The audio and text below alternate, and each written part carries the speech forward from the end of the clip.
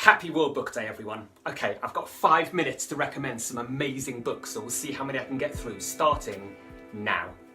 Enduring Love, an amazing book by my favourite author, Ian McEwan. He almost always begins his novels with a moment from which the rest of the narrative springs.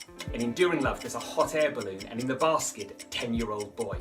The balloon isn't tied down, so the wind is about to drag it up into the sky, and his grandfather is holding onto one of the ropes but can't control it, so loads of onlookers grab various ropes to try and bring the balloon down. But it rises higher and higher, and as it rises, one by one, those who clung onto the ropes start to fall to the ground. If you want to find out what happens then you can read it. The Time Traveller's Guide to Medieval England by Ian Mortimer, just a brilliant history book. Kind of written as if you've been transported back to the Middle Ages, and tells you everything you need to know about food and clothes and the law and the plague. It's funny and shocking and really informative for such an easy read. The Boy at the Back of the Class by Anjali Rauf. And our adults who've loved this, and 12, 13-year-olds. It gives a child's perspective on the refugee crisis. It's about friendship and kindness, and a boy called Ahmed who's sitting on a chair at the back of the class that used to be empty. He doesn't talk, he doesn't smile, he doesn't even like lemon sherbet sweets, but he's got an amazing story to tell. Watching the English by Kate Fox is an incredible pop psychology book, looking about just about every aspect of English behaviour of English people. You know how English people are obsessed with queuing, for instance? Well, she spent a year deliberately pushing into queues to see how people would react to all the tutting and the huffing. She talks about the idea that when men are talking to each other, it always degenerates into a competition about who's got the biggest or the best, and she calls it the mine's better than yours rule. There are sections on the way we work, the way we drive, the way we talk. It's very readable, and it makes you spot behaviour around you that you might never have noticed before. Brilliant book. The Brain's Way of Healing by Norman Doidge. Now, I'm not a scientist, but this is fascinating. Every chapter is about a different case study.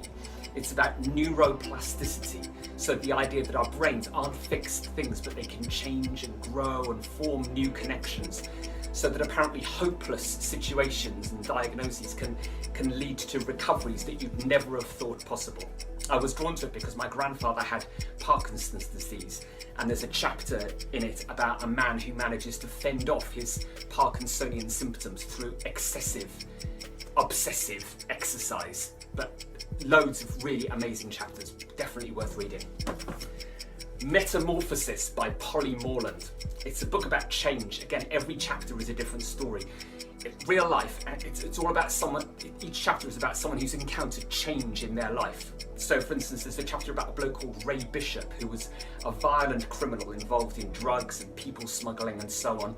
And he went to prison, and while he was there, he completely turned his life around. He got clean, he got a first-class Open University degree, I think he got a master's in psychology as well. And then about 10 years after coming out of prison, a completely reformed character, he started writing his memoirs, which jogged the memories of some eyewitnesses to another crime he'd committed 20 years before, so 10 years before he'd even gone into the prison in the first place. And he ended up going back to prison for another 5-year sentence. But it's just one fascinating story after another, but bits in between as well that make you think about how and why we change as people. The Culture Map by Erin Meyer, great book. It's all about miscommunication between people from different cultures. My favourite bit is where it talks about what most people around the world hear when British people speak. So when British people, for instance, say, with all due respect, what we really mean is, I think you're wrong.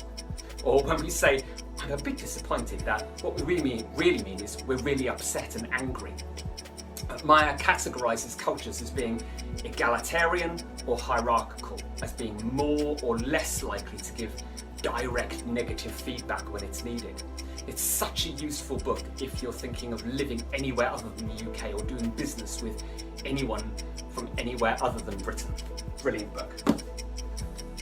The Mayor of Casterbridge. If only we had time for The Mayor of Casterbridge by Thomas Hardy. It begins with a man getting drunk and selling his wife. Or if only we had time for Love Does by Bob Goff.